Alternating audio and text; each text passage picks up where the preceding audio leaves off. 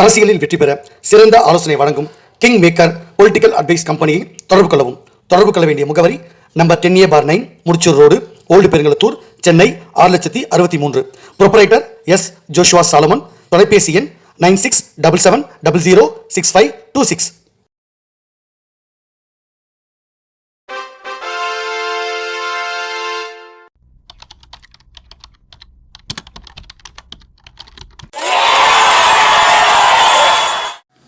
உலகத் தமிழ் ரசிகர்கள் அத்தனை பேருக்கும் என்னுடைய பணிவான வணக்கம். நான் செந்தில்குமார். இந்த பதில் நான் பார்க்க போகிறது, நடிகர் விஜய் அவர்களை கைது செய்கிறதுக்கு ஸ்டாலின் அவர்கள் தயங்குறாரு. இது சட்டத்துக்கு புறமான ஒரு செயல். இல்லைன்னா இந்திய அரசியலமைப்பு சட்டம் சட்டத்தின் முன் அனைவரும் சமம் அப்படின்னு பிரிவு 14-15 சொல்லுது.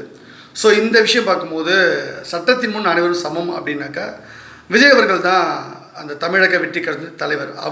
அவருக்கான ரோட் ஷோ தான் கரூரில் நடத்தப்பட்டது. ஸோ இங்கே இவ்வளோ பெரிய 41 பேர் உயிரிழந்திருக்காங்க. ஆனால் தமிழக அரசாங்கம் ஸ்டாலின் அவர்கள் தமிழக முதலமைச்சர் ஸ்டாலின் அவர்கள் தமிழக வெற்றி கழகம் விஜய் அவர்களை கைது பண்ணுறதுக்கு இவ்வளவு தயக்கம் காட்டுறாங்க. இதுக்கு பின்னாடி இதை நம்ம என்ன சொல்கிறது, இது பின்னாடி ஒரு அரசியல் மாதிரி இவங்க பண்ணுறாங்க. கைது செஞ்சால் அவருக்கு சிம்பத்தி ஏற்படும் அப்படின்லாம் சொல்கிறாங்க. அது நிறைய பேர் திமுக கட்சிக்காரங்க, ஆதரவாளர்கள், நடுநிலையாளர்கள், பத்திரிகையாளர்கள், ஊடகத்தை சார்ந்தவர்கள் எல்லாருமே என்ன சொல்கிறாங்கன்னா, ஒருவேளை புரட்சி தலைவி அம்மா அவர்கள் இப்போது முதலமைச்சராக இருந்திருந்தால் கண்டிப்பாக விஜய் அவர்களை கைது பண்ணியிருப்பாங்க. இமீடியட்டாக அந்த ஸ்பாட்லேயே கைது பண்ணியிருப்பாங்க. ஏன்னா 41 பேர் உயிரிழந்திருக்காங்க.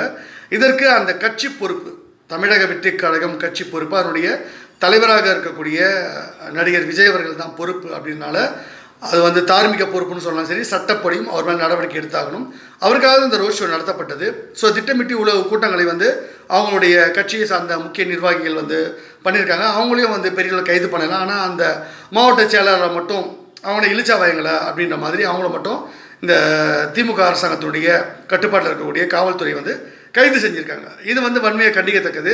அப்போ ஏழைகளுக்கு ஒரு நியாயம், பணக்காரருக்கு ஒரு நியாயமா? விஜய் அவர்கள் நல்லா சாப்பிட்டு தூங்கி 3 நாள் கழிச்சு ஒரு வீடியோ போடுறாரு. அவரை கைது பண்ணலை. அவர் வீடியோ போடும்போது கூட எந்த வருத்தமும் முகத்தில் இல்லை. அவர் வார்த்தையில் வருத்தம் இருக்காமல் ரொம்ப மெதுவாக பேசினா அது மக்கள் நம்பிடுவாங்க அப்படின்னு அவர் நடிக்கிறாரு. அவர் திரையில் நடிக்கிற மாதிரி இப்போது களத்திலே நடிக்க ஆரம்பிச்சிருக்காரு. அவருக்கு அரசியலுக்கும் அவருக்கும் சம்மந்தமே இல்லை, தகுதியே இல்லாதவர்.